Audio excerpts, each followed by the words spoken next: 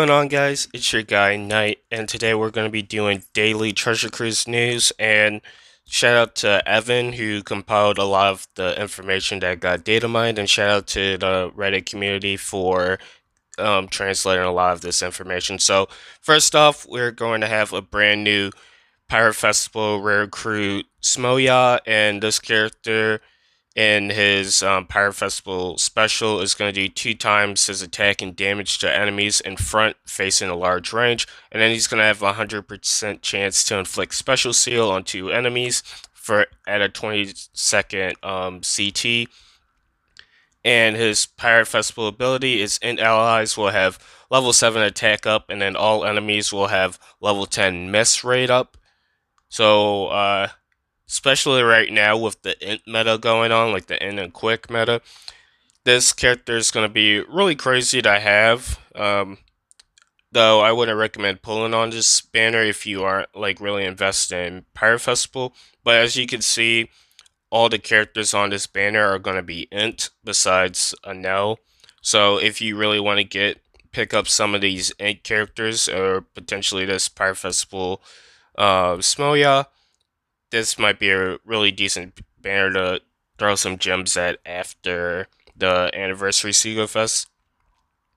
Next up, we have some pre-Anni banners, and there's going to be a 7.7% rate chance to get pull legends on this banner. This first part of the banner is pretty solid in my opinion. Well, actually pretty good. You have Mihawk, Sherman, Asakainu, and Moria, all fantastic legends, and then they gave us Zoro as well, so if you're missing Zoro on this banner, I wouldn't pull on it at all.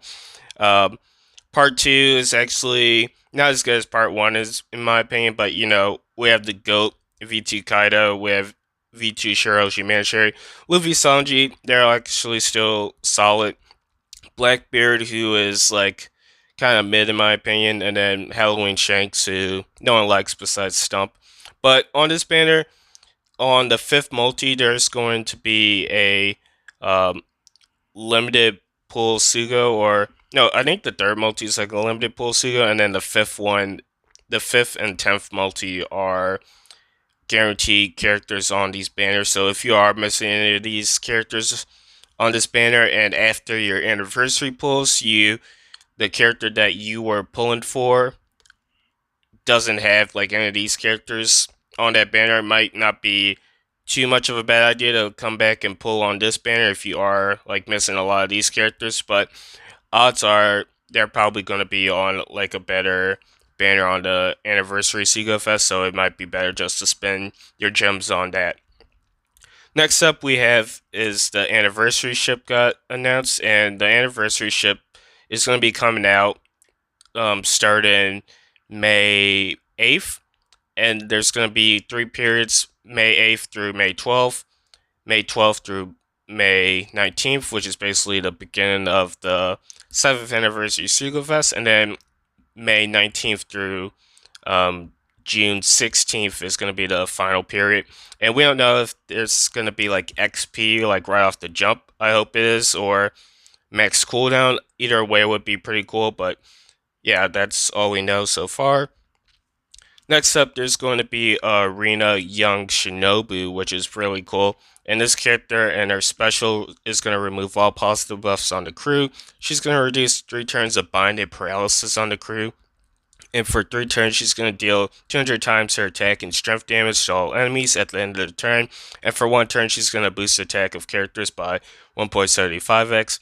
And then when HP is 41% or more, which is really weird, but she's going to cut your HP by 40%, and then she's going to give herself a 7 times cooldown to herself, which is kind of cool. So I feel like this character is going to be really cool for like speed farming, just being able to have a character that like one shots like the mob stages on like some of those lower cost missions, which is pretty cool. Does she have a support? No, her support's pretty dog ass. But yeah, Shinobu Arena, really cool. And what is this? That's the Seago Fest.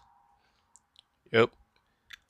On May 5th, we're going to be getting 5 gems for Luffy's birthday, which is really cool. And then, if you guys haven't seen the news, there's going to be brand new gym packs that, well, gym subscriptions that we can now buy starting today. So there's going to be a one-time $1.11 pack USD where you get 54 gems in total. And on the first day of buying those gems, you're going to be receiving 4 gems immediately. And then for the next couple of days, you're going to be receiving 2 gems. And then there's going to be a regular pack, which costs like $10 USD. And it's going to give out 109 gems. And you'll receive 9 gems on the first day, and then you'll be receiving 4 gems every day afterwards until you get the final amount. So I would highly recommend purchasing these packages. These are both really good packages. At the end of the day, you're going to be getting 163 gems for like $12, which is really good. Definitely would recommend picking up these packs because they are really high value. And then unfortunately, the $1 pack is only going to be a one-time thing. Hopefully, they bring it back for like bigger celebrations, such as like New Year's, the like September Sugo Fest on JP, and then like anniversaries. That would be really cool. But 109 gems for $12, like every month, is going to be really crazy, especially for people who are like free to play. I would say it's like worth getting, like dropping like $10 like each month just so you could get those additional gems, because those gems are going to stack up, especially if you don't spend on every Sugo like I do. So yeah, I would highly recommend doing that. And then finally, we have a big coin shop update, and there's like a bunch of characters on here. So I personally wouldn't recommend buying any of these coin shop characters until you do your pulls on the anniversary banner, just because you don't know which characters you'll pull before then. But I would say that there are a couple characters that I would say if you don't have them right now, and since they're going to be really cheap to get, I would recommend picking them up just because they're really great. So you have V1 Rayleigh, really great character in general, and also a fantastic support. You have Ace, who's actually a really good support as well. This Shanks is also a pretty great support. Um, I don't think these characters are really worth getting, in my opinion. You can make a case for Law being able to penetrate barriers and whatnot, but I'd say at the end of the day, he's not used that much. Same as Mihawk. I would say if you do like Kyobi Mihawk, he has like a pretty good special, but at the end of the day, there's not a ton of content where you're going to be using those two characters, so I wouldn't say that they're like 100% worth getting right at the start. These characters I would definitely say are worth getting. I I would still recommend waiting until the anniversary Seagull Fest to drop, but they are still all pretty good in my opinion. With like Law being the best one, Sweet Commanders being the middle, and then Hawkins being like the last best, but they all have their usage. Blackbeard, Kumarasaki, and Kaido. I don't really like the price for Kaido. Like 400 coins for Kaido, who's such a pretty old unit at this point, especially on the Japanese version, seems pretty expensive. But if you are like really desperately missing Kaido and he's not on any banners, would definitely be worth like picking up because he's such a fantastic unit. Kumarasaki, 400 coins. She is getting her 6 plus potentially, so depending on what her 6 plus is, might be worth picking up. And then Blackbeard is always going to be a pretty solid choice to pick up.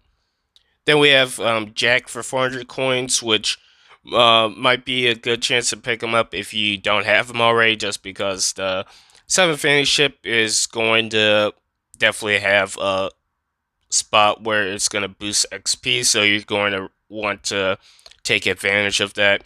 Vivi Beck is always an amazing character to pick up, especially for the low price of 250 coins. And then V2 Mihawk isn't really the best character, but I wouldn't recommend picking him up, in my opinion. Sabo, you can make an argument for picking up, and same as the V1 Nami, both of these characters are pretty good in they're right, and then Sanji isn't the best in my opinion. Then we have Akainu, Shanks, and Fujitora. Fujitora is easily the worst character on this list, and Shanks and Akainu have a pretty solid place in current Treasure Cruise, so I would definitely recommend picking them up. NL, uh, Inu, and Usopp don't really have a really solid place right now in Treasure Cruise, but you can make an argument for Inu and Usopp. Usopp in the 6 plus has the delay that goes through delay protection, so you can always use that potentially, but a lot of times it's just a waste of a slot. We have Inuarashi, who you can use for his support on like Neko units, and you can also use them to self HP cut, but a lot of times you're not going to be using that Neko a lot. Buggy, this is definitely the time to pick up Buggy. Like, even if he is on the Sugo Vest for like 150 coins, you want to have Buggy during this time of anniversary where the skill book island, there's going to be 4 times you can run it, so getting as many skill books as you can from that island with double Buggy is definitely the way to go about it, especially since it's going to change to a once per day quest. So taking advantage of the 4 times a day is what you want to do with Buggy. Zoro has a pretty solid case in the meta right now, not as a character himself, but for his support. That chain lock can be pretty useful in a lot of situations. Not the best thing in the world, but it can be pretty useful. And then Blackbeard, not really the best character in my opinion. You can pick him up if you want to, but I wouldn't really recommend it. Log Luffy, the GOAT, but he isn't really too useful. You can make a case for support if you don't have him for that, but wouldn't really waste coins on him personally. We have Barto and Corazon, who are both fantastic supports. Corazon is also a pretty solid character overall. You can use them in a lot of situations.